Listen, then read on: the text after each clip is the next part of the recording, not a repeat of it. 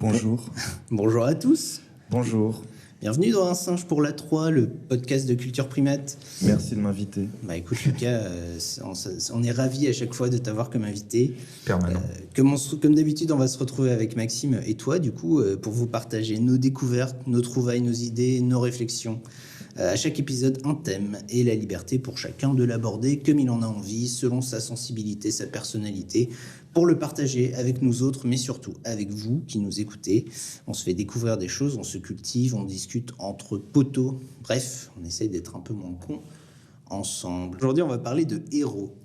Et du coup, Maxime, c'est toi qui vas commencer. Ouais. Qu'est-ce que tu nous as préparé au sujet des héros ? Moi au début je pensais un petit peu à ce que ça m'inspirait tout ça comme d'habitude et en fait je suis tombé sur des gens qui parlaient du lien qu'il y avait un peu entre les héros et héroïnes et l'évolution de la société. Et j'ai trouvé ça vachement intéressant, donc je m'ai commencé à me renseigner là-dessus et je suis tombé sur différentes choses qui font remonter les héros aux origines des histoires, donc ça va être plus le côté antique. On en avait parlé un peu déjà la dernière fois du fait que tu disais, Johan, que toutes les histoires étaient racontées de la même manière, que la trame narrative était souvent la même et tout ça. Ouais, j'ai lu des trucs là-dessus, justement. Il parlait du fait, c'est quoi un héros venu de l'Antiquité ? Il y a toujours une base actuelle qui va être un personnage qui est différent des autres. Donc, c'est-à-dire par rapport à des traits de caractère, par rapport à des traits physiques, par rapport à des actes, par rapport à des manières de penser, il va être un peu différent. Donc, ça va être par exemple Hercule qui est ultra starf et qui est un peu un genre de sauveur de l'humanité, tu vois. Il instaure quelque chose, ou alors avoir quelqu'un de très malin, comme Ulysse par exemple, et qui lui arrive plein de galères, c'est le cas de le dire, quand il rentre chez lui après la guerre de Troie. Et c'est quoi l'histoire d'Ulysse rapidement ? En gros, il faisait partie des... Alors si je me souviens bien, et je fais référence au film 3 avec Brad Pitt, attention, je me souviens qu'Ulysse, il faisait partie des mecs qui ont attaqué Troie. C'est un humain ?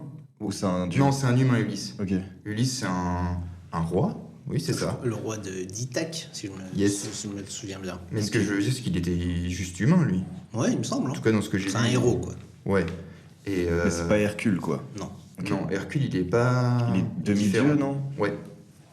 Et en fait, voilà, le truc, c'est que souvent, ça va être soit des demi-dieux, soit des mecs un peu hors du commun. Et en fait, ce qui disaient beaucoup les gens qui... Ce qu'ils disent d'ailleurs beaucoup, les gens que j'ai lus. Il y a toujours une trame similaire, effectivement, genre soit c'est un demi-dieu, soit il est spécial, et il va avoir un parcours initiatique, et après une épreuve, et il va transcender quelque chose.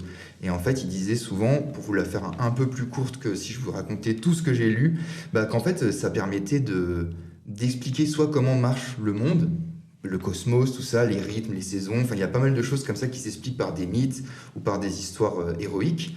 Ou alors, ça va permettre aussi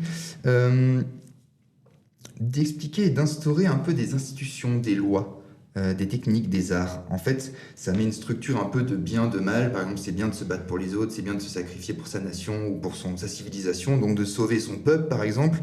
Et ça va être aussi une manière de montrer ce qui est bien, ce qui est mal. Et donc, du coup, de créer un peu des interdits, créer un peu des choses bien à faire. Et c'est là où ça devient intéressant, parce que ça commence un petit peu à... Ça donne un peu la tendance des choses qu'il faut faire et des choses qu'il ne faut pas faire, des choses qu'il faut penser et des choses qu'il ne faut pas penser. Et même si dans l'Antiquité, ça va être beaucoup, comme je vous disais, le fonctionnement du monde et la création... En fait, il crée une civilisation à l'époque qui est déjà bien là, mais qui est en train de se construire encore, jusqu'à la civilisation de maintenant, qui est quand même... il y en a plusieurs, mais c'est vachement globalisé, c'est vachement grand, c'est vachement développé. Et à l'époque, tout le monde ne se parlait pas par Internet, donc forcément, c'était moins big. Vous voyez le truc ?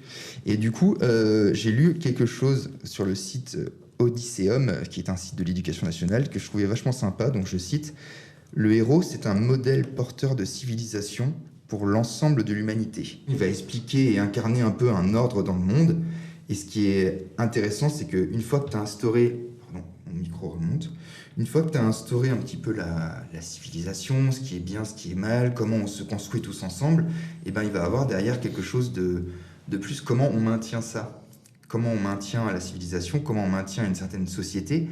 Un certain ordre établi, donc qui n'est pas forcément un ordre négatif, mais qui n'est pas forcément un ordre positif non plus. Donc comment les choses fonctionnent. On utilise beaucoup d'ailleurs les histoires dans lesquelles il y a des héros pour faire en sorte que les gens, je vais prendre un peu un gros mot, pensent d'une certaine manière ou considèrent les choses d'une certaine manière. Non, mais c'est vrai, ça me fait penser à ce que tu dis aux légendes et à ce qu'elles véhiculent et à comment on s'en sert. Ce que tu dis, ça me fait penser à l'anneau du Nibelung. Vous savez ce que c'est? Non. C'est la légende allemande la plus connue avec Siegfried qui combat le dragon, etc. Je sais pas si ça vous parle. Yes. Qui monte sur une montagne entourée de flammes. Ça vous dit rien? Moi, ça me parle un Bref, tout petit peu. c'est genre la légende allemande ultra connue. Et du coup, il y a un film que j'adore qui s'appelle Les Nibelungen, qui est un film de Fritz Lang, un film muet qui date des années 20, et ils ont utilisé cette légende en fait pour redorer un peu le blason du peuple allemand après la Seconde Guerre mondiale, la première, pardon, où l'Allemagne se sentait très mal et tout, et se sentait humiliée, etc.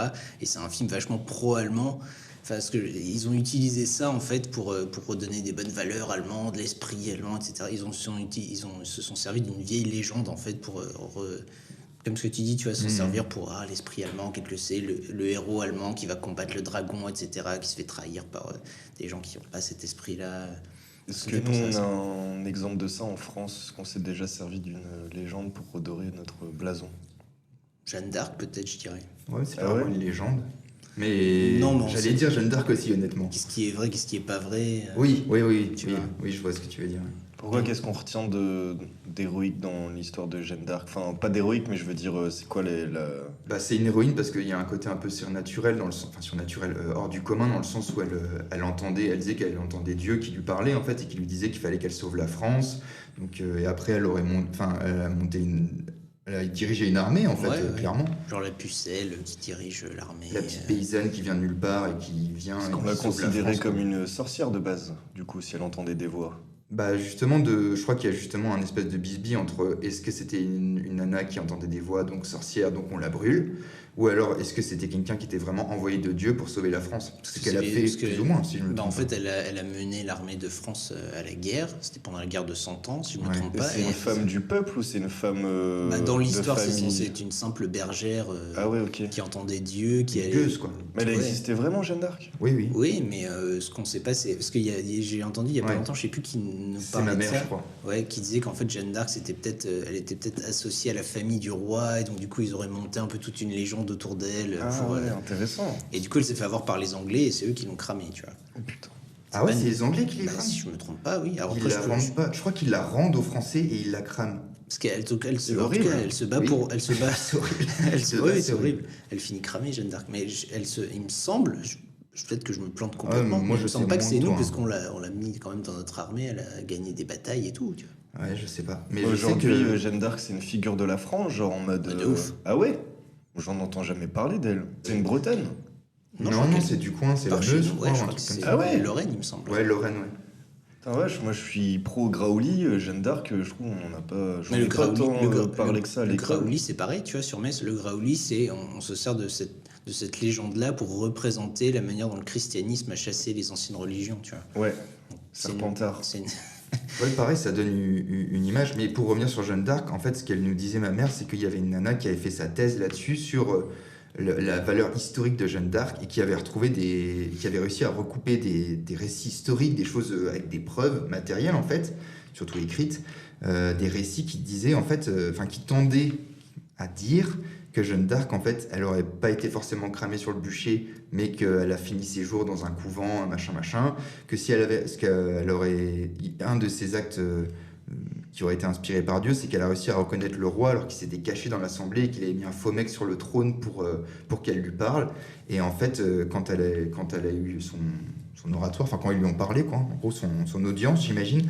Et en fait, elle s'est retournée vers le mec qui était dans la foule et elle lui a parlé comme si elle savait que c'était le roi. Dans la légende, c'est genre, oui, Dieu lui disait que c'était à lui qu'il fallait parler. Et dans la thèse de cette nana, c'est parce qu'elle était de la famille royale, donc elle connaissait le roi, elle savait à quoi il ressemblait. Et du coup, il y aurait eu quelque chose d'un peu magnifié, d'un peu utilisé pour... je sais pas pourquoi, enfin... en Pour tout cas, servir le propos de la couronne, quoi. un oui, truc comme voilà. ça, ouais. House of Cards. Ouais, et puis un peu mettre tous les Français derrière la couronne, et puis se battre les Anglais, parce que c'était la guerre de 100 ans, ça faisait 100 ans que c'était la guerre, c'était la merde, tu vois. Mais du coup, on se sert en France de Jeanne d'Arc comme pour montrer des valeurs patriotiques, quoi, et nationalistes maintenant. Ouais, C'est alors, ça le actuel, c'est délire. un peu ouais. ça, ouais.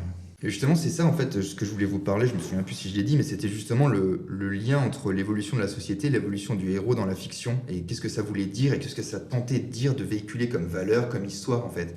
Et mais n'empêche que pour revenir au Moyen-Âge, donc je vous disais un peu la manière de véhiculer des valeurs, véhiculer une manière de penser, une manière de considérer le monde, et ben au Moyen-Âge, c'était vachement la vertu.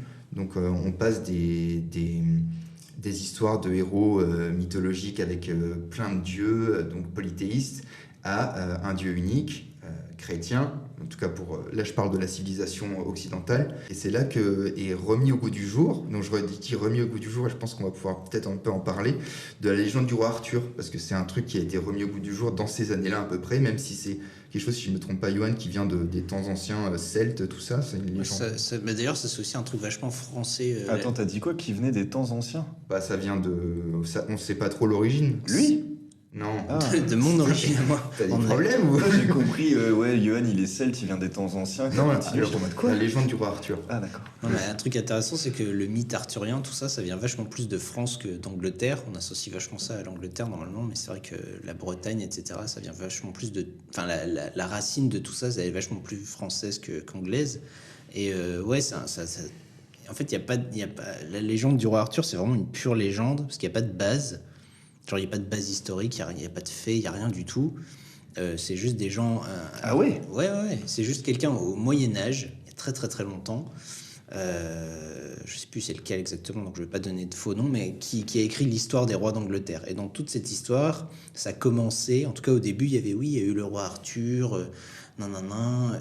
Il a juste posé la base de cette légende sans trop aller trop loin. Il a raconté le reste de l'histoire des rois d'Angleterre.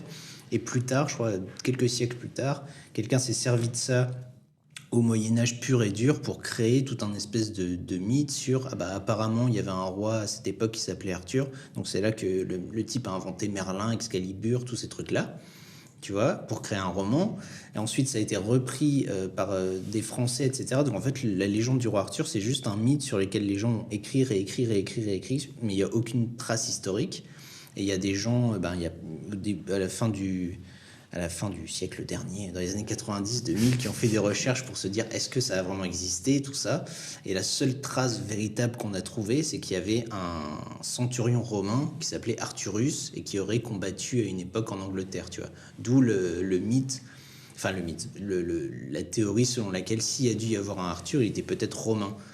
À la base, et peut-être qu'il est devenu un chef de guerre en Angleterre, voilà, mais rien n'est sûr, tu vois, c'est la seule trace qu'on ait d'un type qui s'appelait vaguement Arthur, mais c'est aussi effectivement une légende dont on se sert pour raconter tout et n'importe quoi, et chaque fois qu'elle est remise au goût du jour par quelqu'un, c'est une version aussi officielle de la légende du roi Arthur que des choses qui datent du Moyen-Âge, genre le Sacré Graal des Monty Python ou Camelot. C'est considéré comme ça fait partie du mythe arthurien autant que les récits du Moyen-Âge. Parce que c'est basé sur rien de réel, tu vois. Il y a bien un endroit en Angleterre où les gens disent là, il y avait le château de Camelot, mais il y a juste une colline avec la vague trace d'un mur d'enceinte. On sait qu'il y avait sans doute un château là à ce Mais du moment-là. coup, Camelot, c'est en Angleterre, c'est pas en Bretagne. J'ai rien compris en fait. Camelot, la série? Ou Camelot, le château. C'est en Angleterre, ouais. C'est Ah, intéressant. moi, tu vois, au contraire, je pensais que ce genre d'histoire, c'était hyper référencé, qu'il y avait je sais pas moi, des dessins, des écrits, des trucs, même si c'est une légende, tu vois, genre comme le Graouli. Il y a t'as des écrits, plein des de trucs, mais tu vois. au fur et à mesure de l'histoire, l'histoire historique, quoi, des écrits et tout, ça change, ça évolue. Puis le mythe du roi Arthur, ouais, c'est vraiment comme je sais pas, comme l'Atlantide, quoi. C'est un truc où on a zéro trace. Est-ce que ça a pu exister ou pas? Peut-être, mais je veux dire, il y a pas comme. C'est pas un truc qu'on peut étudier comme un château en ruine. Ou les pyramides d'Égypte. Exactement. On en parle depuis toujours, mais on ne sait pas d'où ça vient. C'est un peu ça les deux. C'est un peu ça, ouais. Ok. Et du coup, justement, au niveau du Moyen-Âge, c'était vachement la vertu, vachement être dans les valeurs de l'Église, en fait. C'est l'Église chrétienne, surtout chez nous, hein, beaucoup. Et ensuite, ça a un peu évolué. Donc là, je vous fais des gros sauts, hein. Il y a plein de petites subtilités, plein de différents mouvements et tout. Mais par exemple, quand on voit après qu'on arrive à peu près beaucoup plus tard, par exemple, le siècle des Lumières, donc là, le héros, il va nous permettre un peu de critiquer un petit peu la monarchie absolue et l'ordre établi avec les nobles, les bourgeois et tout ça, tu vois. Par exemple, je sais pas si vous avez dû étudier... Moi, quand j'étais au lycée, j'ai dû étudier Candide de Voltaire. Je sais pas si vous avez dû aussi faire des textes là-dessus. Et c'est marrant parce que J'ai le bien mec... aimé, moi, ce livre. Yes. Mm. Moi, je trouve ça marrant parce que le mec, enfin, il a l'air un peu... Enfin, il est gentil, quoi. Il est candide. Ça vient de là, je crois, d'ailleurs. Mais... Enfin, c'est un héros qui il sert à parler de quelque chose, tu vois. Il est simple, il est honnête et tout, et il a été un peu mis en faux par son éducateur. En fait, le mec qui a fait son éducation, qui expliquait que non, tout va bien dans le meilleur des mondes. Et en fait, je crois que l'adage réel, c'est tout va bien dans le meilleur des mondes possible. Sous-entendu que c'est quand même la merde, mais qu'on ne sait pas si on peut faire mieux, quoi. Et en tout cas, ce qui est intéressant, c'est que ça commence à venir critiquer un petit peu les choses. Donc je dis pas qu'avant c'était pas fait, mais à ce moment-là, c'est vraiment très important. Et ça va mener derrière avec le siècle des Lumières et puis la Révolution française et tout ça, quoi. Et même après, on voit 19e siècle, si je ne me trompe pas, ça va être vraiment, on a Zola avec Germinal, l'Assommoir et tout, où le héros est quelqu'un, et c'est là que ça devient, je commence à faire varier un petit peu le héros. Ils deviennent de plus en plus des gens un peu comme tout le monde, même s'ils ont un destin différent, des capacités différentes, peut-être d'analyse, de révolte ou de choses comme ça. C'est plus des demi-dieux, c'est plus des gens qui sont hors du commun et qui viennent expliquer l'ordre du monde ou qui viennent expliquer comment ça fonctionne, comment ça doit fonctionner parce qu'ils sont au-dessus de nous, mais plus des mecs de l'intérieur qui à un moment se disent attends, moi j'ai une prise de conscience et on va voir où ça va mener, quoi. Par exemple dans Germinal, ça amène à des grandes grèves dans les mines du nord de la France, donc il y a une révolte un peu sociale, quoi, carrément sociale même. Et je trouve ça vachement intéressant. Je sais pas si vous avez... Je reviens sur mon parcours en français en première, mais c'était avant même, je crois, que j'ai dû lire Germinal. Et en fait, j'avais déjà dû lire pas mal de bouquins qui m'avaient pas trop marqué, parce que je les trouvais un peu vieillots, un peu... Ça me parlait pas. Et en fait, Germinal, même si c'est un truc qui a plus de 100 ans et tout ça, moi, ça m'a parlé de ouf. Je sais pas si vous l'avez lu. Vous l'avez lu, Germinal? Non. J'ai juste vu le film. C'est qui l'a écrit? Zola, Émile Zola. Non, celui-là, je l'ai pas lu. Moi, j'avais kiffé tout ce qui était sur les utopies. Je crois qu'il y en avait une de Voltaire, je sais plus comment ça s'appelait, Micropolis ou... Je sais qu'il y a l'utopie de Thomas More, j'avais dû l'étudier Ouais. aussi. Je sais pas si c'est ça dont tu parles ou... Bah ça, c'est un peu badant, non? C'est un peu fantastique, non? Je me souviens plus. J'avoue que je me souviens plus. Je sens que Bah, c'est moi, assez j'avais fait court. tout un truc sur les utopies, j'avais trop aimé. Je me souviens qu'il y en avait une de Voltaire qui rejoignait un peu Candide et je trouvais ça trop cool, tu vois. Et pourtant, à l'époque, je lisais pas, j'aimais pas trop ça, tu vois. Yes. Donc, comme quoi, l'école, c'est important. Vous entendez les enfants, il faut étudier. Mais c'est vrai que les mythes et le héros s'adaptent à chaque fois à l'ère du temps et à ce qui se passe à ces époques-là, tu vois. Ça me fait penser, tu regardes les héros de films dans les années 80 ou dans les années 90 ou dans les années 2000, à chaque fois ça répond totalement à ça, tu vois. Dans les années 80, il faut avoir du succès, avoir de l'argent Yes. Business. et gagner la fille à la fin, tu vois, genre... Ah, j'aime bien les podcasts du matin, j'apprends plein de trucs. Et justement, ce qui est intéressant, c'est quand on arrive au XXe siècle, c'est de voir par rapport aux héros et la fiction et ce que ça véhicule, c'est de voir un peu que, par exemple, il y a eu une rupture avec les 2 guerres mondiales, où avant c'était vachement, après ça a continué, on va en parler, mais il y a quand même une rupture dans le sens où avant c'était vachement pour la patrie, pour le peuple, pour tout le monde, en fait je me sacrifie pour les autres, et après on arrive dans un système qui est plus individualiste petit à petit, hein, bien sûr, et comme vous disiez, il y a le côté capitalisme, il y a le côté individualisme, et en fait le héros il évolue encore. Il évolue toujours, bien sûr, et dans différentes manières. Je le répète, je suis pas en train de dire que c'est exactement comme ça que ça marche et que ça marche que comme ça. Mais c'est quand même intéressant de voir que le héros, il va devenir plus quelqu'un un peu du peuple. Donc, par exemple, vous voyez Spider-Man, bon, certes, il se fait piquer par une araignée qui lui donne des super pouvoirs, mais c'est un mec auquel on va s'attacher, un peu comme Batman, genre il a perdu ses parents, ou alors il est élevé par sa tante et son oncle, qui sont pas des gens très riches. Pour Spider-Man, perdu ses parents, également Spider-Man. Oui, Oui, c'est vrai. Mais je pense, j'ai fait un peu le lien avec Batman aussi, mais restons sur Spider-Man, on a vraiment ce truc-là, genre il vit avec sa tante et son oncle, c'est un peu un mec comme on aurait pu être. On s'attache vachement à lui. Non, on s'identifie de ouf. Ouais, et du coup, le délire, c'est que eux, au lieu de sauver tout le monde et de sauver une société, sauver une civilisation comme avant, bah, ça va être plus faire en sorte que ça marche bien, faire en sorte que les choses se passent bien, que la société puisse fonctionner comme elle doit fonctionner. Par exemple, Spider-Man, il va combattre les méchants qui veulent terroriser, ou qui veulent tuer, ou qui veulent le chaos, et du coup, en fait, d'une certaine manière, il travaille pour l'ordre établi, en fait, qui nous permettent, en fait, de travailler pour tout Bah le oui, monde. déjà, ce qui est marrant, c'est que Spider-Man, il travaille essentiellement en centre-ville, tu vois. Genre, tu le vois jamais à la campagne aider des gens et tout le temps. Enfin, je sais pas, j'ai pas lu tous les comics, etc. Mais en tout cas, dans les films, je l'ai jamais vu à la campagne, quoi. Bah, ses pouvoirs sont assez limités par rapport à la hauteur de son environnement, quoi. Mais il pourrait faire ça avec des arbres, hein, dans une jungle, avec ses fils, là. Mais c'est pour ça que les trois derniers Spider-Man de Marvel, ils ont essayé vachement de le sortir de New York, justement, et de le mettre dans un environnement moins propice à jeter des toiles sur des gratte-ciel, tu vois.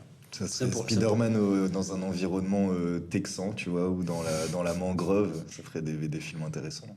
Et justement, bah, en fait, les valeurs qui sont un peu véhiculées par ça, c'est quelque chose de rassurant, quelque chose qui nous donne une appartenance aussi, comme si on faisait tous bloc derrière la même chose, en fait, pour que tout le monde puisse être heureux, libre et consommer d'une certaine manière, il faut le dire. Et du coup, aujourd'hui, il y a vachement, on est d'accord, un changement et une forme d'acceptation beaucoup plus grande de la diversité des gens. Vous voyez un peu le truc que je veux Ouais, dire je trouve c'est un peu ça, le héros moderne, c'est plus tellement je dois arranger la société, mais plus je dois m'arranger moi, tu vois, enfin être la meilleure version de moi-même et comment je peux m'affirmer et pas me laisser écraser justement peut-être par l'environnement, par ce qui m'entoure. Alors que dans les décennies avant, il y avait plus ce côté je vais régler quelque chose de grand, alors que maintenant je vais plus me régler à l'intérieur. Tu vois, ça me fait penser à ce que tu dis à un film qui est sorti l'année dernière qui s'appelle Everything Everywhere All at Once, Les hot dogs. qui est un film incroyable d'ailleurs, Lucas, je pense que tu kifferais, avec des voyages interdimensionnels, et ça se passe au cœur d'une famille en fait, et le cœur du film c'est la relation entre une mère et sa fille. Et c'est ça le cœur du film, tu vois. Genre, il n'y a pas ce délire, je voyage à travers les dimensions pour sauver le monde, même si ça fait partie de l'intrigue, tu vois. Le cœur de l'histoire, c'est une mère et sa fille. Et c'est trop bien, c'est hyper drôle, c'est hyper bien foutu, hyper bien pensé. C'est très Rick and Morty, mais dans un autre délire. Mais bref, ça me fait penser à ça aujourd'hui. Genre, le héros, j'ai l'impression qu'il doit beaucoup plus s'accomplir lui-même à l'intérieur, peu importe son genre, sa couleur de peau, etc., plutôt que je vais changer la société, tu vois. Il y a un peu genre, si Yes. moi je change et que je vais bien, ça peut avoir une influence sur la société, mais il y a un peu moins de gens qui vont faire un grand discours devant une foule, ou je trouve la figure héroïque, elle a peut-être changé dans ce sens-là. Moi, je suis grave d'accord. Et là, après, c'est complètement personnel, mais moi, je trouve vraiment qu'il y a. C'est comme si, pour notre génération, nous, on a 30 ans, il y a un côté un peu. On s'est fait un peu baiser la gueule par les politiques, donc ça sort un peu de notre génération. Et du coup, tout ce qui va être grand discours, tout ce qui va être. On amène tout le monde derrière soi et on va quelque part, on va commencer à se dire, en tout cas, moi, j'ai commencé à me dire, mais d'ailleurs, il va nous emmener où le mec, en fait? Est-ce qu'il va nous emmener pour nous tous ou pour lui?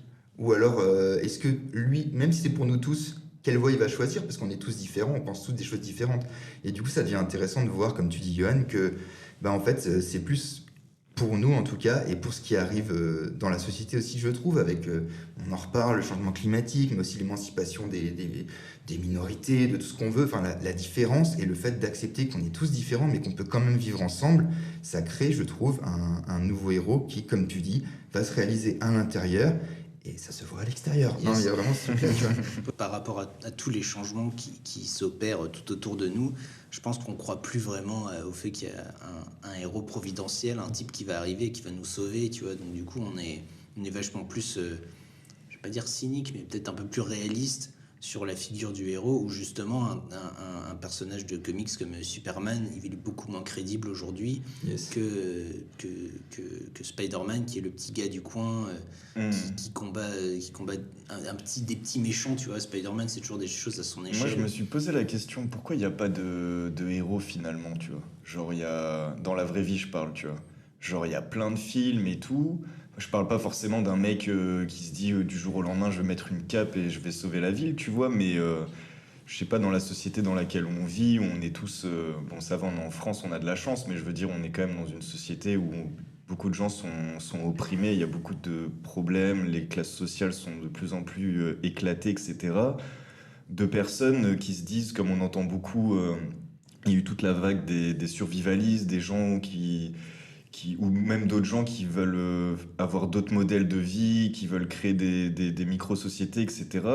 Bah finalement, des petites sortes de héros parce qu'ils essayent de recréer un monde, de recréer une communauté et tout. Mais en travaillant le podcast, là, je me suis dit, tain, c'est ouf, on n'a pas d'exemple ou de mecs, enfin, au-delà des gens qui vont faire un acte héroïque, qui vont sauver un chat ou une maison en flammes qu'on voit dans les faits divers, etc. Il n'y a pas de gens qui s'autoprogramment héros de la société dans le sens... je les vois pas ces modèles-là. Alors peut-être qu'ils existent et qu'on n'en parle pas du tout et qu'ils sont censurés ou j'en sais rien, je suis peut-être parano. Ou alors tout simplement ils n'existent pas. Je sais pas ce que vous en pensez, tu vois. Moi, je trouve que ça rappelle vachement ce que disait Max sur le fait que ça montre à quel point avant, toutes les figures héroïques, mythiques, antiques, etc., c'était des histoires, tu vois, on s'en servait pour parler d'autres choses. Et aujourd'hui, vu on a vachement plus cette espèce de désillusion sur ah oui, en fait, tout ça, c'est pas vrai, bah, on se rend plus compte de qu'est-ce que c'est que les héros du quotidien, tu vois, genre les gens qui se battent, je sais pas, pour faire changer les choses, ou pour libérer la parole, ou pour défendre les causes que la société n'a pas envie de défendre, etc. etc. Mais ça montre que peut-être on vit dans un... Puis très franchement, être un super-héros dans la vraie vie, la logistique, elle est hyper compliquée, tu vois. Déjà, il n'y a personne avec des super-pouvoirs. Ensuite, ça veut dire que tu peux être que un super-héros à la Batman. C'est-à-dire que Ouais. si t'es pas milliardaire, que t'as pas accès à des moyens de ouf, et si tu te prends pas une balle quand tu te retrouves dans une fusillade, si t'es pas dans une ville avec un taux de criminalité hyper élevé, Ouais, sais non, pas mais si je tu pense vas- pas à ce genre d'héros, je pense pas en mode super-héros avec des gadgets, etc. Tu vois, mais je me dis même par exemple les hommes politiques, ils sont censés. Enfin, si moi j'étais politicien, je me dirais, je suis censé être un héros pour les gens, tu vois, je suis censé être Il y un en a qui se modèle, tapent ce etc. délire, tu vois. Ah ouais? Mais ouais, même des Moi, gens... marketingment parlant, j'irais à fond dans cette idée, en mode, mais pas dans un délire, je suis Batman, je vais sauver la ville, tu vois, mais dans un truc un peu en mode croyant, enfin, je sais pas, genre chef de rang, comme si t'étais au premier front à la guerre, en mode allez les gars, on y va, ou et la femme aussi, là, il y avait pas une femme au Congrès américain qui était hyper connue à un moment, qui avait un peu une figure d'héroïne, tu vois, parce que déjà c'était une femme et qu'elle ouvrait sa bouche et qu'elle contestait une jeune une jeune, Cortez, là. ouais, je sais plus. Alexandria Yes. Cortez. Je pense qu'on Ça, voit. tu vois, c'est le genre Ouais. d'héros que je pense, tu vois. Enfin, je connais c'est pas un du peu tout si ce qu'elle fait c'est bien ou pas, mais en tout cas, elle a cette figure un Yes. peu, elle a une petite aura en mode ouais, écoutez là, ou des mecs comme comment il s'appelle là, le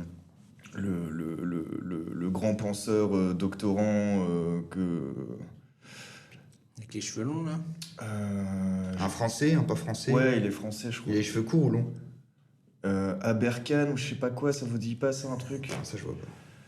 Un mec hyper intelligent, tu sais, qui est dans les TEDx ou le genre de mec qui te parle en 2-2 et qui Ouais, ça doit être t'explique celui tout, dont tu machin. parles. Aurélien Barraud, c'est ça? Non. Ok. Bon, enfin bref, j'ai plus, mais Mais moi, je trouve qu'il y en a toujours, tu vois, genre des mecs qui, en tout cas, se prennent pour ça ou qui disent qu'ils ont le marketing pour. Par exemple, tu vois, genre le patron de Tesla, là, Elon Musk, il se la joue vachement Iron Man, je trouve, tu vois. Il a pas d'armure, mais il se tape un peu ce délire, genre, ouais, je mets Internet partout pour la guerre en Ukraine, machin. Enfin, il y a quand même des mecs qui surfent là-dessus, c'est juste que maintenant, c'est vrai qu'il est difficile dans un bon délire Iron Man. Mais c'est. Ouais, enfin, il y a pas Iron de Man, merde. Iron Man un peu beauf quand même. Hein. Ouais, Elon Musk, Schleggy, c'est pas hein. non plus. Mais je trouve que justement, il y a aussi quand tu disais genre les mecs qui ont une petite indépendance, au final, la question un peu philosophique qu'on pourrait poser derrière, c'est est-ce que tu peux arriver tout en haut et garder cette indépendance, tu vois, c'est vachement chaud. par rapport à un système qui est vachement établi. Et quand tu disais pareil, il y a pas de figure religieuse ou quoi, ou spirituelle qui en impose à l'heure d'aujourd'hui. Bah, il y en a, mais en fait, il y a quand même une... J'ai retrouvé le nom, c'est Idriss Aberkan. Ok, Voilà. je connais pas. Et du coup, bah, je finis mon truc Ouais, juste. vas-y, pardon. Du coup, il y en a des figures comme ça, mais elles sont pas aussi marquantes que, par exemple, Jésus, parce que Jésus, enfin, je veux dire, il y a un truc vachement fort qui s'est passé, en tout cas pour qu'on en parle 2000 ans encore après, mais il y a aussi ce truc de Ouais, mais l'Église. ça part- Attends, il y a aussi ce truc de l'Église qui a récupéré vachement ça pour instaurer un ordre, une manière de penser, une manière d'agir, une manière de rassembler des richesses. Enfin, il y a quand même eu quelque chose de vachement fort là-dessus. Et du coup, forcément, c'est difficile d'arriver de nulle part et d'inspirer quelque chose d'aussi grand que quelque chose qui a été créé pendant 2000 ans par l'homme, en fait.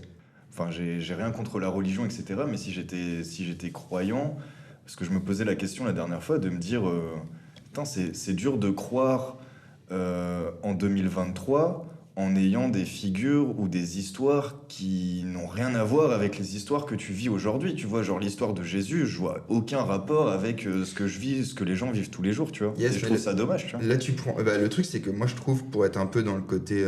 Bah, je peux dire que je suis croyant, je crois pas en une figure, mais je crois qu'il y a une énergie, il y a quelque chose. On dit Et agnostique.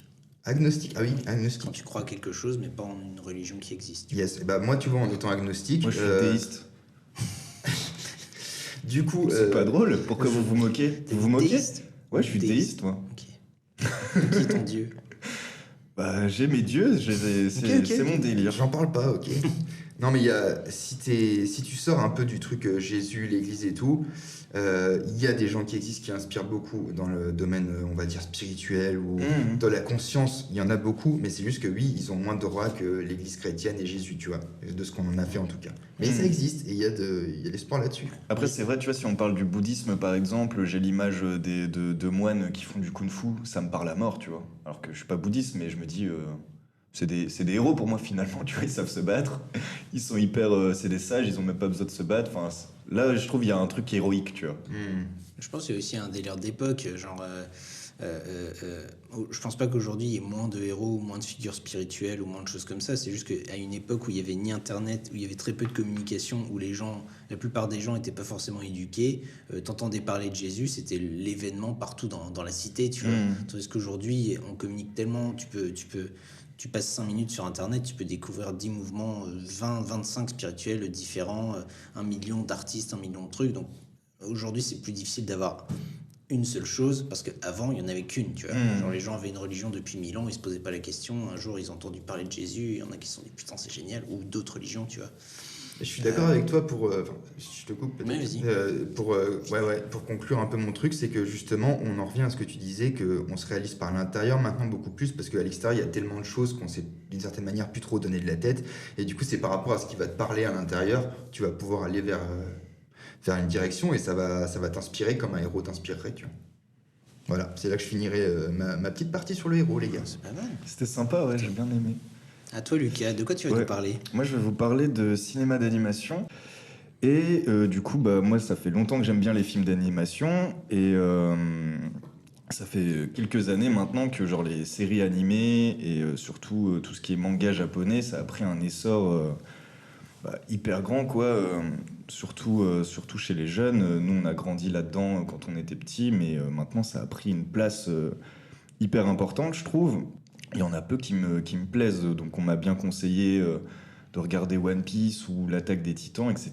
Et à chaque fois que je regarde ce genre de choses, bah en fait, ça me parle pas, quoi. Genre, j'arrive pas à accrocher. Je trouve souvent le scénario un peu faiblard, le héros hyper naïf. Et du coup, bah, je me suis interrogé. Je me suis dit, est-ce que c'est moi qui ai un problème ou est-ce que c'est le monde Qui a un problème. qui a un problème? Parce qu'il y a Merde. énormément de communautés maintenant qui se rattachent à cet univers-là. Mais moi, dès que j'en regarde un, j'y trouve pas mon compte. Et pourtant, je me rappelle bien avoir adoré Dragon Ball Z quand j'étais petit, et même encore aujourd'hui, percevoir une illustration de Trunks ou Vegeta peut me faire trembler comme une feuille. Alors, est-ce une histoire d'âge tout simplement? Peut-être bien. Je suis certainement devenu un vieux con insensible à ce genre d'histoire.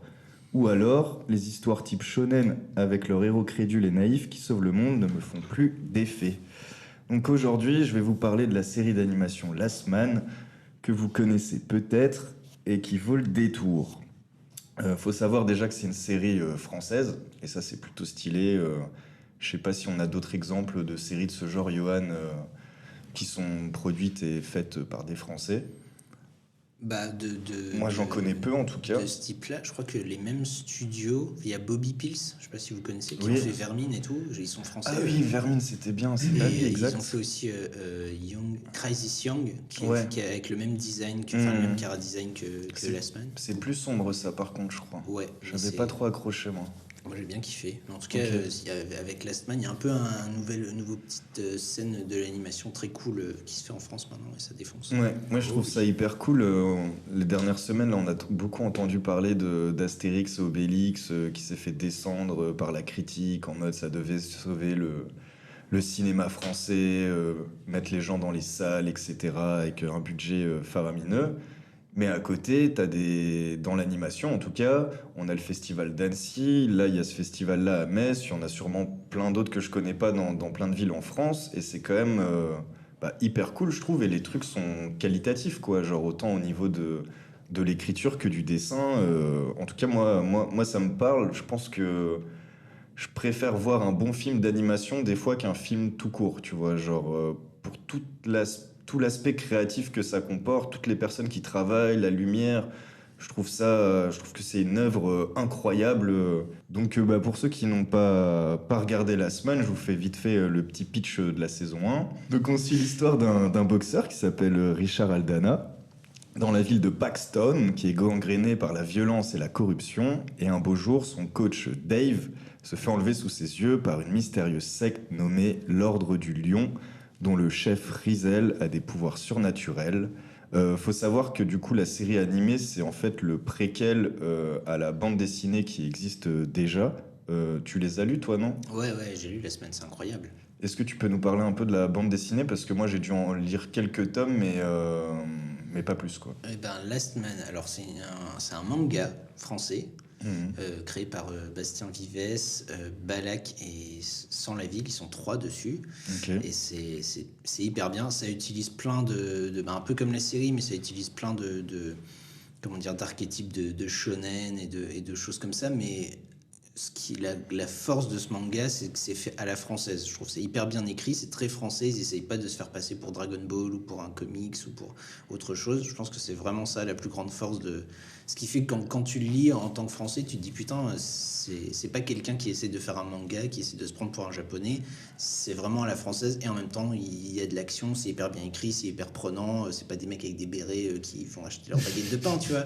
C'est français, c'est bien français dans. Ça nous parle quoi. Ouais, c'est ça, tu vois, et c'est hyper bien foutu. Ça se prend pas pour autre chose, ouais. C'est ça, et c'est trop bien, et c'est hyper bien écrit, c'est hyper beau à regarder, c'est top. Il y a 12 tomes qui se lisent, qui se mangent hyper rapidement parce que t'es pris dedans, tu kiffes les personnages, tu kiffes l'histoire, et effectivement, c'est juste après la fin de la publication du manga, si je ne m'abuse, ou peut-être un peu avant, où ils ont fait une série préquelle. Ok. Qui raconte comment...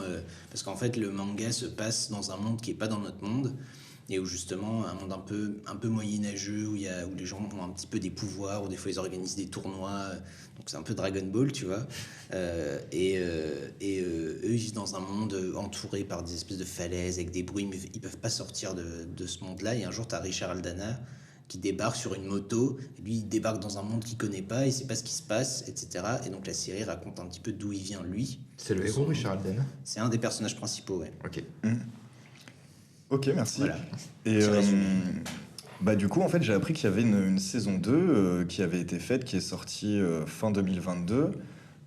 Faut savoir aussi que c'est une série, la saison 1 avait été faite aussi en partie avec du financement participatif. Je crois que quand un des partenaires financiers a lâché le navire, les gens qui soutenaient déjà la bande dessinée ont pris le relais pour pouvoir voir la série animée. Et ça a été la même chose pour la saison 2. Je crois qu'on parle de 190K, tu vois, ce qui est pas mal, tu vois, pour une campagne de financement participatif. Et la saison 2 s'appelle Last Man Heroes. Oh putain. Alors ça tombe hyper bien. Il y a 6 épisodes, ils durent chacun entre 45, on va dire 45 minutes en gros, des fois plus. Et chaque épisode est sur un héros de la série. La musique aussi est incroyable. Bon, moi, les dessins, après, c'est une affaire de goût, mais moi, je trouve ça. J'aime trop l'esthétique visuelle du truc. Ce que tu disais là sur le côté français, où ça te parle, ça se prend pas pour autre chose, et en même temps, sa véritable identité ou l'histoire. Et justement, en fait, je regardais, je me renseignais un peu, et c'est bien une série d'animation pour adultes. D'ailleurs, donc c'est peut-être pour ça, j'ai peut-être vieilli, et les mangas traditionnels, enfin, les séries d'animation japonaises ou autres me parlent plus tant que ça. Et d'ailleurs, c'est assez relou si vous regardez sur la plateforme France TV, ça m'est arrivé hier. Il faut regarder entre 22h30 et 5h du matin parce qu'il y a des épisodes qui sont déconseillés aux moins de 16 ans. Et du coup, bah, tu peux pas les regarder si t'es pas dans ce créneau-là, tu vois. Donc c'est un peu dommage, je trouve. J'ai vu plein de commentaires de gens qui avaient financé qui avaient participé en tout cas au financement de la série qui étaient pas contents juste à cause de ça, tu vois, en se disant, c'est trop cool, le truc est disponible, mais vas-y, flemme de regarder entre 22h30 et 5h du matin, si j'ai envie de le regarder à 9h, j'ai le droit, tu vois. Yoann, il en parlait, il y a deux mondes en fait qui s'opposent, le monde qui nous va nous parler, la ville avec ses activités, c'est souvent une ville corrompue par la drogue, par le crime, par la corruption, etc. Et la vallée des rois. Alors la vallée des Ça me rois... plaît déjà. Ouais, je sais pas si tu te souviens, quand j'avais regardé la saison 1, j'arrêtais pas de dessiner des C'est lions. vrai. J'étais dans un délire avec ça, genre c'est trop bien. Moi j'ai pas trop envie d'en dire plus pour que vous regardiez, mais en tout cas elle vaut vraiment le coup. Et le fait qu'il y ait à chaque fois un héros par épisode et une histoire bien particulière. Donc je vous disais, il y a Richard le boxeur au début, après ça va être l'histoire d'Harry le dealer, il y a Tommy la chanteuse, et il y a Siri aussi, la petite fille en fait qui a disparu de la saison 1. Il y a Marianne aussi qui est très présente, je pense, dans les livres, en tout cas moi de ce que j'avais lu. Ouais. Où on voit plus la vallée des rois que... Dans l'histoire du manga, ouais, c'est Marianne et son fils qui sont un peu les personnages principaux, et Richard Aldana qui est un peu le mentor du fils, si on veut. Et du coup, c'est un peu ces trois personnages-là, les principaux. Il y en a d'autres aussi. Ben, tous ceux que tu cites, en fait, ils apparaissent dans le manga à un moment ou à un autre. Ok. Et mais ils peuvent être très secondaires, tu vois, genre Tommy. Tu disais Tommy Katana, je crois elle s'appelle. Ouais, c'est la fille aux cheveux bleus. Yes, Je l'adore. qui est présente dans le manga, mais qui est un personnage secondaire. Et là, effectivement, si elle a un épisode spécial pour elle, donc forcément, elle va être au centre, quoi. En tout cas, pour avoir ni lu ni regardé, je suis grave chaud. Ça me parle de ouf. Ah ouais? Ouais, ça a l'air trop Mais c'est cool. vrai que l'univers est ouf, mais c'est pour ça que ça me faisait penser à Dragon Ball tout à l'heure, parce que Dragon Ball, ce qui est ouf, c'est que c'est un univers où t'as de la magie, de la science-fiction, des arts martiaux, enfin il y a un peu de tout, tu vois, et tout fonctionne de manière assez logique. C'est cohérent malgré on pourrait se dire qu'il y ait tout et n'importe quoi, et en fait non. Comme dans stylé. Dragon Ball. Je le répète. Dragon Ball. Donc voilà, bah, je vous conseille Last Man si vous n'avez pas déjà vu. Sinon, un autre coup de cœur musical cette fois-ci que j'ai découvert lors d'une soirée bien arrosée au petit matin. On m'a dit, Lucas, tu connais Supertramp? J'étais en mode, ouais, ça me parle, tu vois. Mais pas plus que ça, quoi. Mon père a des vinyles, c'est pas mon truc, tu vois. On me redemande et tout, on me fait, mais t'es sûr, t'aimes pas Supertramp, etc. Et on m'a fait écouter une musique de Supertramp, j'ai pris une claque, c'était incroyable. Du coup, voilà, petit coup de cœur musical. Je sais pas si toi t'écoutes, Max. Ouais, de ouf, j'adore. Il Ça, a, je même, sais il pas. a même 2 CD. Ouais, Je juste sais sans pas mon père, comment d'ailleurs. je suis passé à côté de ça, tu vois. Genre, j'ai écouté, j'étais en mode, mais gros, mais c'est tout ce que t'adores, tu vois, dans la musique. Genre, vraiment, j'étais. T'en fais écouter laquelle, du coup? Another Man's Woman. Another Man's Woman. Ok. Elle dure 7 minutes, c'est une montée, c'est incroyable, gros. Ouais, c'est- elles sont toutes ouf. Enfin, d'ailleurs, j'ai écouté un best-of, là, un des 2 CD que j'ai, c'est un best-of, et j'ai vraiment... c'était ultra bien construit, genre, il y avait une histoire dans mon cœur et dans mes oreilles, tu vois, genre, au fur et à mesure, et c'est trop ouf, genre... C'est épique. Ouais, et ça me fait penser, moi, à Into the Wild, le film de Sean Penn avec Emile Hirsch, qui retrace l'histoire d'un mec qui a vraiment existé et qui a écrit un journal, justement, de comment il est parti un peu de la société pour vivre un peu son truc à sa manière, à l'aventure, son but étant d'aller en Alaska tout seul en hiver, je crois. Et en fait, le mec se faisait surnommer Alexander Supertramp. Ah, Et il y a ok. des chansons de Supertramp dans le film. Ok. Et super tramp, ça veut dire super clodo, je crois. Enfin, genre super Ah ouais mec qui traîne. Ok. C'est un peu hobo, tu vois. Genre, et c'est ouf parce que ouais, leur musique est exceptionnelle. Bah ouais, franchement, genre, j'ai écouté une musique, hein. J'en connais qu'une, c'est tout, tu vois. Du coup, je suis allé un peu voir et tout, et c'est vrai que c'est un groupe que je connaissais pas. J'ai vu qu'il y avait eu plein de. Enfin, que c'est un grand groupe, quoi, qu'il y a eu plein de gens, d'autres ont arrêté, d'autres sont venus, etc. Ouais, ils ont duré longtemps, je crois. Ouais, groupe des années 70, si je me trompe pas. Enfin voilà, du coup, je vais creuser cette piste parce que j'ai l'impression d'avoir passé à côté de choses De importantes. héros de la musique. Ouais, Ouais, clairement, d'accord. clairement. Il y a tellement de choses qu'on découvre toujours, quoi. Mm. Grâce à FIP notamment. Petite Ça, pub. FIP, Il y a Radio Meux aussi, très bonne radio. Comme une vache. Mm. Ok, Je crois que c'est une radio savoyarde, si je me trompe pas. C'est là, on écoutait le truc de Laurent Garnier, là. Ouais, Laurent Garnier faisait des trucs là-dessus. Je crois que Ouais, c'est fini, mais voilà. Et dernier coup de cœur, si je vous dis Lucius Malkov, vous me dites, Harry Clotter. c'est bien Max. Ok. Nouveau jeu Harry Potter est sorti, je sais pas ce que je fais là, je passe ma vie dedans, je m'appelle Lucius Malkov, ma vie est incroyable, c'est le meilleur jeu du monde, voilà, c'est tout pour moi. T'étais Merci. devenu un héros de Poudlard. Et gros, je suis à Serre d'Aigle, T'es Ok. un héros. j'ai laissé le Ah, choix ouais. à Pau décider, et en fait, ma maison là, enfin mon dortoir, c'est dans la tour d'astronomie, gros, c'est trop stylé. On est passionné d'astronomie, on est hyper créatif, on est intelligent en fait. Serre d'Aigle, je m'étais jamais renseigné, mais c'est des Bah, masterclass. c'est les têtes, normalement, Serdaigle, Ouais, non c'est les boss. C'est les grands alliés du Gryffindor. De qui? Gryffondor. Ah, ok.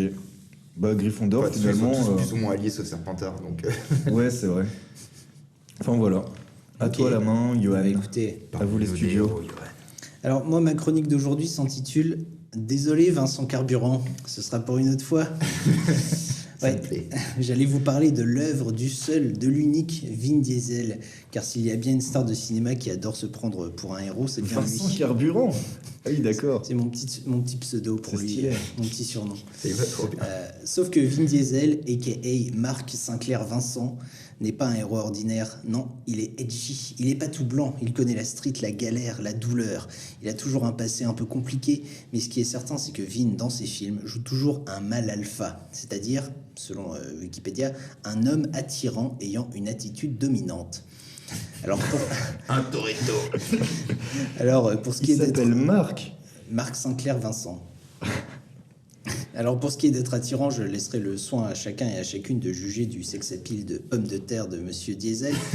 Pour ce qui est de l'attitude dominante, en tout cas, que ce soit dans la peau de Xander Cage, Richard Peridic ou encore Dominique Toretto, on peut dire que Vin aime se la jouer dominant. Il a toujours confiance en lui, il est toujours le meilleur dans son domaine et en plus de ça, il a ce petit côté edgy, vous savez, ce lourd passé qu'il poursuit, ce traumatisme dont il ne veut surtout pas parler, celui qui lui fait toujours avoir une scène où il se contracte tout entier pour sauvagement hurler « Pas pour moi !» comme dans Pitch Black. Il le fait trop bien. Vin Diesel adore jouer ce genre de personnage. D'ailleurs, c'est le seul genre de personnage qu'il joue, toujours le même, celui dans lequel il se sent le plus à l'aise, celui peut-être qui se rapproche le plus de qui il est en réalité, c'est-à-dire une énorme pomme de terre en Marcel Blanc. Et quelle pomme de terre!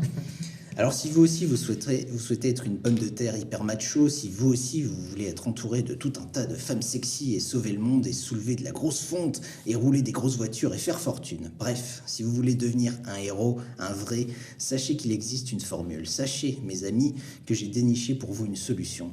Et cette solution, elle s'appelle alux.com. Oh putain, je suis Car prêt. on ne va pas parler de Vin Diesel, mais bien de alux.com. Alors, alux.com, c'est un site. Sur ce site, on vous vend une application. Et sur cette application, pour seulement 14,99$ par mois, ou alors 99$ annuels, chaque jour, vous aurez droit de 7 à 15 minutes d'une session audio pour vous aider à conquérir votre journée. 14 à 21 packs de leçons qui vous fourniront les conseils, les concepts et les idées les plus intéressantes dans un domaine spécifique et une story chaque semaine qui va changer votre façon de voir la vie. Mais c'est pas tout. Alux, c'est la plus vaste ressource pour les enthousiastes du luxe et de la belle vie dans le monde entier, de ceux qui aiment partager leur expérience et leur motivation chaque jour pour renforcer cette communauté et Surtout, Surtout. devenir les milliardaires de demain. Ben oui, Bah, bien attends, mais c'est sûr. le sponsor de l'émission, c'est qui eux Je n'invente rien, attendez. Pas encore, mais bientôt. Oui, tout ça c'est bien vrai. Alux.com, par contre, ce n'est pas un site sur lequel je vous conseille d'aller, ni une application à laquelle je vous encourage à vous abonner, car on est clairement sur une arnaque. Mais une arnaque bien ficelée, créée par tout un tas de jeunes trous de balles américains sortant d'une bonne école de commerce, avec une culture bro aussi épaisse qu'une poignée de main de Donald Trump. Alux.com, c'est un business à la con, et si je dis que c'est bien ficelé, c'est parce que oui, si vous vous abonnez, vous aurez des conseils tous les jours. Mais C'est ça à existe 14. vraiment. Oui, ça existe vraiment. C'est à 14. J'adore la fourchette. Vous aurez des conseils tous les jours, certes, le même genre que vous pourrez trouver dans des magazines de développement personnel les plus bateaux, ou que cette personne gênée qui ne sait pas trop quoi vous dire pour vous faire vous sentir mieux vous dira « Crois en toi et puis tu y arriveras, tu sais ». Oui, il y a même une chaîne YouTube, et sur cette chaîne YouTube, vous trouverez des vidéos du style 15 choses que vous ne saviez pas sur Vin Diesel. 15 choses que vous pourrez vous-même trouver sans difficulté en passant 5 bonnes minutes sur Google. Encore une fois, on est sur un business. Ces types ne vous voleront pas votre argent, mais si vous voulez leur donner de votre plein gré et que vous suivez leurs conseils à 2 balles, sachez que votre vie ne s'améliorera pas plus qu'après vos bonnes résolutions de Nouvel An. Mais alors, pourquoi parler d'eux sur la thématique du héros ? Eh bien parce que sur leur chaîne YouTube, il y a tout un tas de vidéos qui vous expliquent ce que vous devriez faire pour être quelqu'un de meilleur. Par exemple, comment être un mâle alpha. Et oui, on y revient. Et comme le mâle alpha, on le sait, c'est la figure du héros par excellence, je m'y suis intéressé. Mais je dois bien l'avouer, j'ai été plutôt déçu. Dans la vidéo du dimanche qui s'intitule 15 signes qui montrent que vous êtes un mâle alpha, parce que chaque dimanche, Alux.com vous propose une vidéo pour améliorer votre vie. Les mâles alpha sont ceux qui sculptent la réalité selon leurs propres attentes, ceux qui guident le monde et qui ne perdent pas de temps avec les autres. Mais entre nous, on les appelle les aluxeurs. Moi, j'appelle ça un forceur. Tout ça, ça vient d'eux.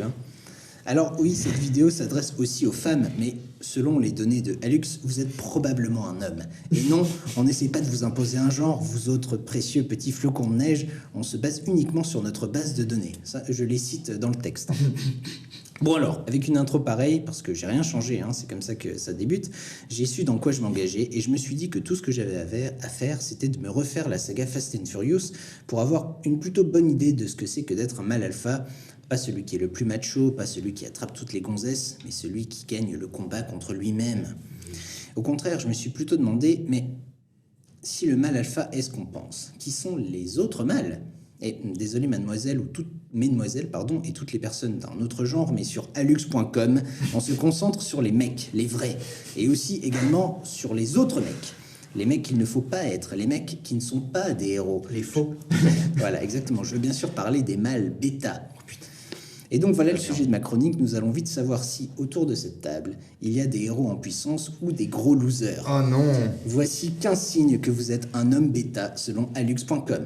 Vous êtes tout petit et très gentil. Tout ce qui va suivre est tiré de leur vidéo. Je n'ai pas changé un mot.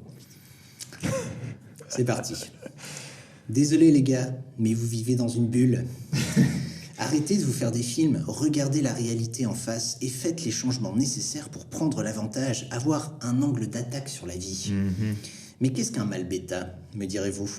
Le mâle bêta est un homme banal, médiocre et attentionné, qui évite les risques et la confrontation. Et oui. Il lui manque la présence physique, le charisme et la confiance associée communément aux winners. Eh ben, Vous pensez sûrement « Eh, ça me ressemble pas, je suis un winner, je l'ai toujours été et je le serai toujours. » Il est temps de s'en assurer.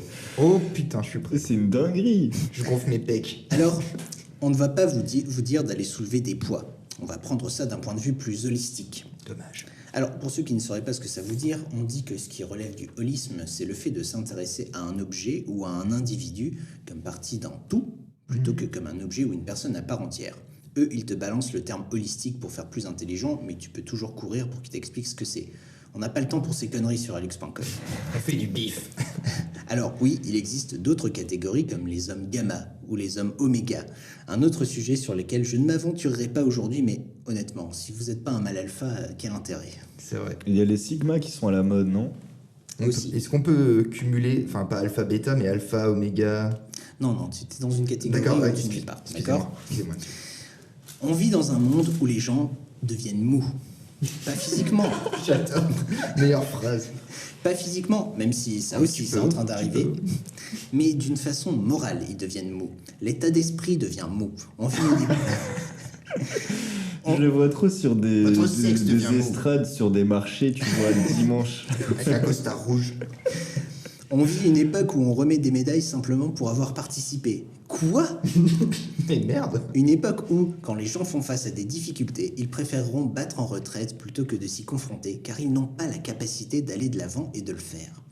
Il suffit d'aller dans un endroit où il y a de la foule et vous les verrez avec leur collier de barbe dégueulasse. Non, sérieux? Avec leur collier de barbe dégueulasse, tenant à la main une boisson sans queue ni tête dans un gobelet Starbucks et dans l'autre main un donut, tandis qu'ils portent un fedora sur la tête. Il est temps de savoir si vous Attends, partagez... mais là, tu les cites. Ah oui, c'est Putain, mais ils ont vraiment dit ça? C'est- Un ils ont collier vraiment de dit barbe, ça. sérieux? Oui. Putain. Et un donut. Et vous les verrez, Gandalf. Il est temps de savoir si vous partagez les mêmes caractéristiques que ce type et de vous filer quelques conseils pour savoir comment vous pouvez vous améliorer votre situation actuelle, devenir un mâle alpha et donc un héros. Numéro 1. Oh. Tenez-vous prêts. Numéro 1. Vous avez une vie ennuyeuse, routinière. Vous avez baissé les bras, abandonné vos rêves. Vous ne vous levez plus le matin avec l'énergie d'entamer votre journée. Il n'y a que les week-ends qui vous offrent un peu de soulagement. Mais que faire ? Donnez-vous un objectif cette année. Sortez de votre zone de confort, faites tout pour l'atteindre. Et vous verrez que vous allez créer un élan et que ça ira mieux. C'est aussi simple que ça. Et c'était bien. Numéro 2. Tu n'as jamais fait face à ceux qui t'embêtaient à l'école, dis donc. C'est normal de se faire bully. Et ça se répétera toute ta vie si tu n'y fais pas face. Regarde ton passé en face. Qu'as-tu fait ? Tu avais peur ? Les bullies s'attaquent aux faibles. Tu étais faible. Une fois que tu as réalisé que les bullies sont comme toi, qu'ils avaient peur eux aussi et qu'ils ne savaient pas non plus quoi faire de leur réalité, boum ! Tu t'es libéré de leur emprise. C'est beau. C'est beau, hein ? 3. Tu comptes trop sur les autres pour prendre des décisions à ta place. Les mâles bêta ont peur d'avoir le contrôle sur leur vie et de faire des choix par eux-mêmes, et ils finissent par devenir ce que les autres veulent faire d'eux plutôt qu'eux-mêmes. Prends tes propres décisions, assume-toi, et tu te sentiras beaucoup mieux. Ça me fait trop penser à... Merci maman. Ça finit par ça. Ça me fait trop penser à Magnolia avec Tom Cruise. Enfin, C'est un peu ce genre de délire, c'est vraiment un truc d'américain trumpiste. Bah, je sens que si je suis tes conseils, je vais vite finir en garde à vue. Hein. Numéro 4, tu es faible physiquement. Depuis la nuit des temps, le sexe opposé a toujours été attiré par les spécimens en bonne santé. Car être en forme attirera les femelles pour mieux procréer. Et oui. Tu attireras plus l'attention et tu auras plus confiance en toi. Mange bien, fais de l'exercice de temps en temps, douche-toi plus souvent. Et oui. Et tu verras que le monde te traitera beaucoup mieux. Ah, faut se doucher pour être un mâle alpha, j'aurais dit l'inverse. Va se doucher, Bill. 5. Tu es dans la friend zone. Si tu es dans la friend zone, tu es un mâle bêta. Arrête d'agir en ami, sois un lover.